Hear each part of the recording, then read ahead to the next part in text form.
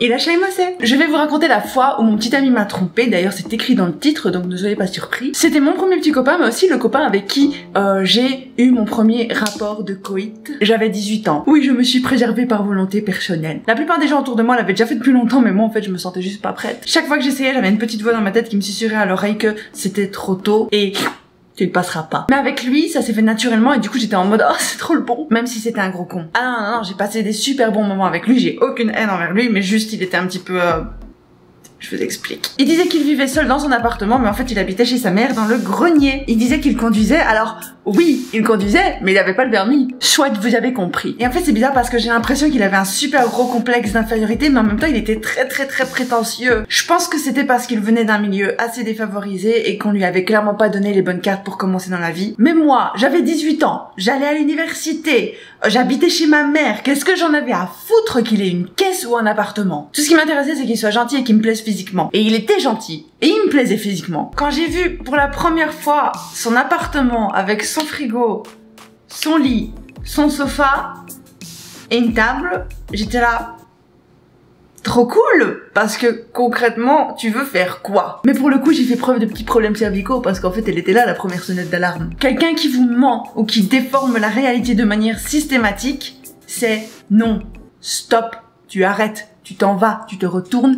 Et tu t'en vas. Et ceux qui sont pas d'accord, c'est des menteurs. Parce que l'argument que j'entends le plus souvent, c'est oui, mais il a menti qu'une fois et c'est pas pour des trucs graves. Bah justement, mon petit chat, si ton gars ou ta meuf te ment déjà pour des trucs pas graves, pourquoi il te dirait la vérité pour des trucs graves? Si quelqu'un a déjà peur de te dire que il ou elle a mis des chaussettes avec des motifs bananes, tu penses vraiment que cette personne va venir te dire la vérité le jour où elle mettra son bébé dans le four? Je sais pas, ça me semble logique. Et ceux qui disent que c'est pas vrai, soit vous êtes des menteurs, soit vous êtes la petite Zoé de l'époque qui se voilait la face parce qu'elle voulait pas voir la vérité et qu'elle était amoureuse, soit vous mettez votre bébé dans le four. Bah ouais. Bref, moi j'étais en mode ok bon, mais très vite je me suis rendu compte qu'en fait il était super influençable. Deuxième sonnette d'alarme, que tu sois un garçon ou une fille ou autre. Genre il fumait pas, il disait que c'était mauvais pour la santé, il était super fier de pas fumer et puis en un coup il va en soirée, il commence à fumer.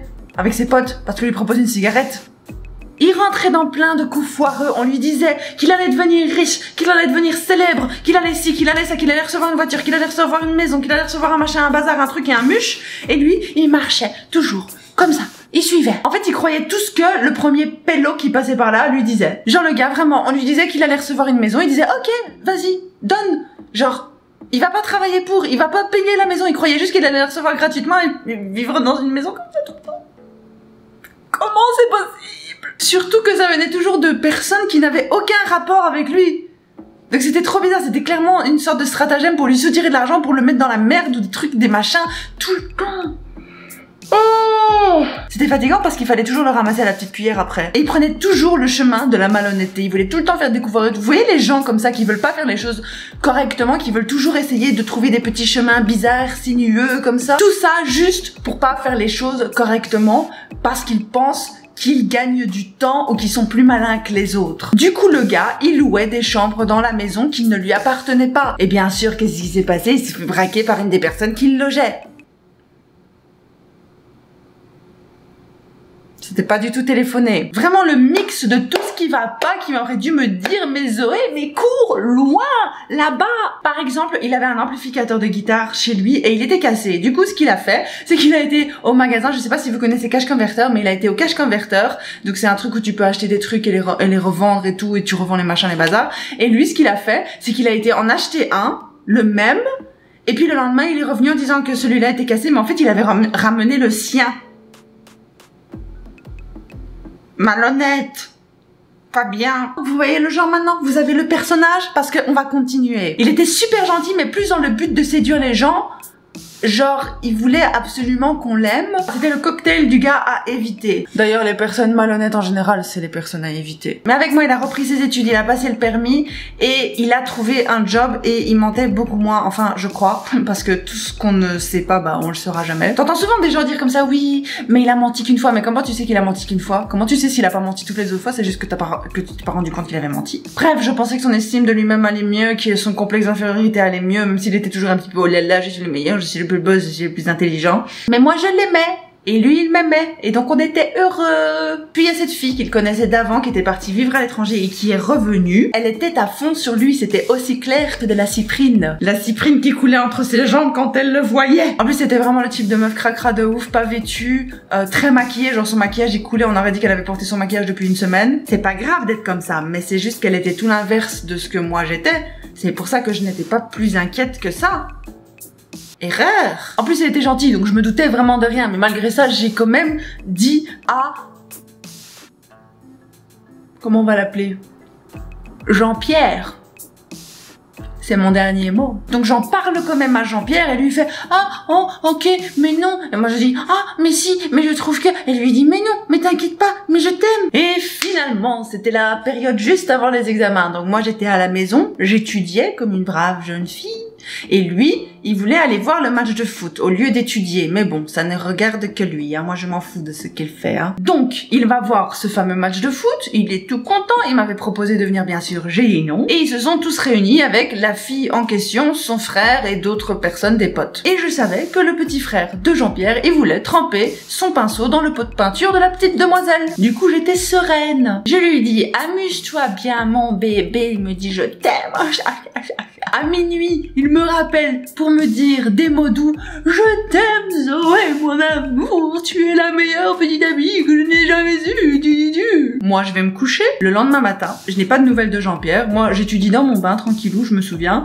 Et à un moment donné, vers 10h du matin, un truc du style, je reçois un « je t'aime ». Pas de point, pas de petit cœur, pas de rien du tout, hein. Pas de petit emoji. Bon. Ok. Et la journée passe, on s'envoie pas de message, rien du tout. Moi j'étudie, j'ai pas que ça à foutre. Puis le gars, vers 5h de l'après-midi me semble-t-il, à 2 jours des examens, il m'envoie un message pour me demander de venir chez lui. Comme ça.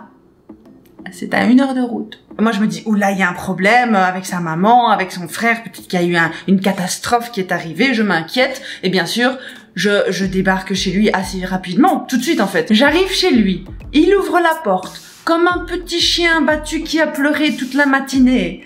Il me regarde, il fait « tu peux t'asseoir » et tout. Je fais « oh oui, bon, ok, je m'assois ». Et je pensais qu'il allait m'annoncer un truc horrible. Et puis il me dit « j'ai fait de la merde ». Mais genre vraiment, les lèvres sèches et tout, comme si j'allais le frapper ou quelque chose. Il me dit j'ai fait de la merde, mais moi j'avais compris, hein. Il m'a dit j'ai fait de la merde, j'ai compris. Je sais que t'as fait de la merde, je m'en doutais, t'es un con. Tu l'as toujours été. Donc bref, je le regarde calmement et je fais t'as fait de la merde, t'as fait quoi? Parce que quand même, j'étais curieuse de voir ce qu'il allait me dire, même si je savais très bien ce qu'il avait fait. Parce que je connais la bête, ça faisait 2 ans qu'on était ensemble. Le gars, il enchaînait échec sur échec, connerie sur connerie, ça m'étonnait pas. Ah oui, c'est important pour la suite de l'histoire, par la suite, il a eu son propre appartement. À 40 mètres carrés avec un seul lit. Donc Jean-Pierre, il commence à me raconter qu'en fait, il était au bar avec elle, son frère et d'autres personnes et qu'il a bu beaucoup. C'est très surprenant parce que c'était pas du tout dans ses habitudes de boire jusqu'à se faire vomir jusqu'à 5h du matin là comme ça et d'être comme une serpillière par terre. Pas du tout. J'ai jamais vu ça de ma vie. Je ne connais pas cet homme-là. Je suppose aussi qu'il a fumé socialement parce qu'on lui a proposé. Donc il me dit, j'ai bu beaucoup, nanana, et elle a voulu danser avec moi. Je fais, ok, enfin la meuf, voilà, ouais, ok, bah elle était sur toi, donc c'est normal, et tu savais qu'elle était sur toi vu que je te l'avais dit. Bref, suite de l'histoire. Il me dit, oui, on a dansé, c'était bizarre, donc j'ai arrêté. Puis il me regarde et il laisse des grands silences, genre il essaye d'inventer ce qu'il va dire après, mais moi je suis là, bon, qu'est-ce qui s'est passé là? Parce que tu peux pas faire cette tête-là et t'as juste dansé avec une meuf, hein. Puis il me dit, oui, en fait, je l'ai embrassé. Ok, tu l'as embrassé, ok, voilà, ok. C'est pas cool, voilà, je suis pas très contente, mais bon, ok. Je sais que j'ai un menteur en face de moi. Tu crois que je vais le croire quand il me dit qu'il a juste embrassé une meuf? Non! Non! Jamais croire un menteur. Et d'ailleurs, j'ai un scoop pour vous, la plupart des menteurs ne sont pas des gens très intelligents parce que dans un premier temps, ils se mettraient pas dans une situation où ils auraient besoin de mentir. S'ils ont besoin de mentir, c'est qu'ils savent qu'ils ont fait une connerie. Alors pourquoi faire la connerie déjà à la base? Donc si vous avez cramé un menteur, vous savez facilement lui soutirer la vérité à l'usure. Donc demandez pendant 3 mois, 3 semaines, 5 ans, 6 ans. Mais un jour, la vérité sortira. Parce que les menteurs, ils sont pas, voilà, ils sont pas très, alertes. Ils ont été suffisamment cons pour faire une connerie pour laquelle ils ont besoin de mentir. Tu crois qu'ils sauront garder leur secret après? Bref, moi, je lui demande, et puis finalement, il finit par me dire, oui, en fait, Donc en fait voilà, il y a eu la soirée et j'étais vraiment très sous et après mon frère il voulait se la taper mais il pouvait pas parce que voilà, il pouvait pas l'emmener à la maison, dans l'appartement à la maison, Déjà il y avait de l'incohérence dans son discours mais bon c'est pas grave. Mon frère, il a voulu venir dormir chez moi avec elle mais elle était pas encore là. Comme j'ai qu'un seul lit et que j'habite dans un 40 mètres carrés, il a dormi dans mon lit et puis après, un peu après que je t'ai téléphoné, la meuf elle est venue à la maison, elle a sonné parce qu'elle savait pas comment rentrer chez elle, soi-disant. Bruxelles, c'est pas si grand, tu peux tout faire à pied. Marche. Mais bon, c'est pas elle la responsable, hein, qu'on soit d'accord. Et lui, du coup, il a accepté que la meuf, elle vienne chez lui pour que son frère puisse se la taper dans son lit, dans son petit appartement, une pièce de 40 mètres carrés, j'insiste. Et du coup, en fait, ils ont dormi ensemble. Il a été dans le lit avec elle. Comme ça, de la façon la plus innocente du monde. Bien sûr. Bravo. Et apparemment, il sait pas comment c'est arrivé, mais il s'est réveillé le matin avec son Fisher-Price dans la PlayStation de la meuf, mais il sait pas comment c'est arrivé. Il se souvient de rien. Genre, il a glissé. C'est dommage. Et croyez-moi, j'ai dû insister pour avoir la version complète. Et je suis pas sûre d'avoir la version complète parce que, bien évidemment, ce qu'on ne dit pas, on ne le sait pas. Mais je m'en fous parce que j'ai l'impression que le principal avait été dit. De toute façon, pour moi, c'était terminé. Et vous pouvez dislike, hein, les menteurs, y a pas de problème. Ça me dérange pas du tout. Les menteurs et les infidèles. Pas de problème. Bref, je suis devenue hystérique, bien sûr. J'ai rompu, mais comme j'étais encore amoureuse de lui et que lui, il est revenu la queue entre les jambes comme un chien, si seulement il avait su la garder entre les jambes sa queue. Et je l'ai repris, mais je l'ai repris en sachant que ça allait se terminer parce que mon objectif était justement qu'il allait me dégoûter de lui. Et que du coup, ce serait beaucoup plus facile de partir et que j'aurais même pas à faire le deuil de notre relation puisque j'allais juste arrêter de l'aimer. Ça a pris 1 an pour que j'arrête de l'aimer quand même. Donc s'il y a moyen de faire plus vite, faites plus vite s'il vous plaît. Et donc le jour où j'ai arrêté de l'aimer, j'ai rompu avec lui pour de bon. Et c'était une connerie, c'était encore une fois où il a fait un truc pas honnête, pas cohérent, pas respectueux, prétentieux. Je vais vous dire ce qu'il a fait. Vous savez qu'il avait repris ses études et il étudiait pas beaucoup, en fait. Et il était en retard dans les travaux qu'il devait remettre à sa professeure pour passer son année. On était dans le métro et il reçoit un SMS de sa prof. C'est-à-dire que sa prof, elle va jusqu'à lui envoyer un SMS, donc quand même bravo la prof, pour lui dire que c'est pas grave, qu'il peut remettre son travail la semaine prochaine. Et donc, il regarde son téléphone. Et il me dit, oh, c'est trop cool et tout, je peux remettre mon travail la semaine prochaine, tout, je fais, c'est cool. Et puis, il remet son téléphone dans sa poche. Je fais, mais, tu vas pas répondre. C'est ta prof, quand même. Elle te fait une faveur, quand même. Sois un peu respectueux. Et lui, il était là, genre, non, c'est pas grave et tout. Je fais, ok. Et du coup, j'étais là, comme ça. Mais encore une fois, trop bon, enfin, comment vous expliquer? J'ai l'impression que c'était juste pour lui que je m'inquiétais. Je m'inquiétais pour lui et je m'inquiétais pour sa réputation avec les autres. Et je me suis dit, mais pourquoi je m'inquiète pour lui? Pourquoi? À cette période, il faisait assez froid, il pleuvait dehors, et il était genre 9h du soir, et on arrive à notre station. Donc je descends tranquillement avec lui, et dans les escalators, je lui dis, tu sais quand même, ce serait quand même bien que tu lui répondes, quoi, c'est pas super respectueux. On arrive, on sort de la station, il pleut, il fait froid, il est 9h du soir, je suis fatiguée. Il sort son téléphone, et il commence à écrire un SMS à sa prof. Je la regarde, mais tu fais quoi, là? Je comprends pas.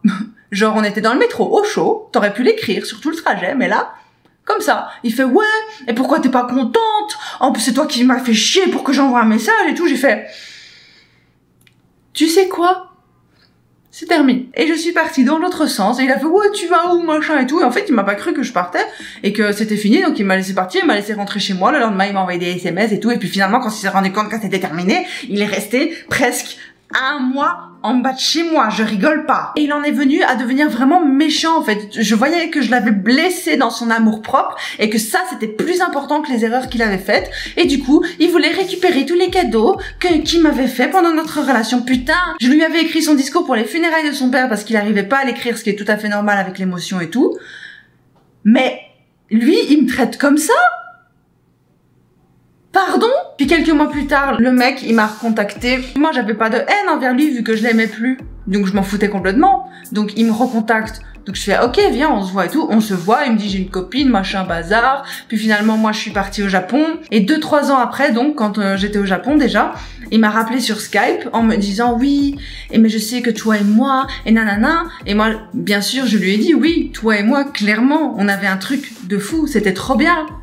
mais je lui ai pas dit, voilà, je lui ai pas dit plus que ça, quoi. Je m'arrêtais là. Et puis, à un moment donné, il me fait, oui, et je t'attendrai et tout. Je fais,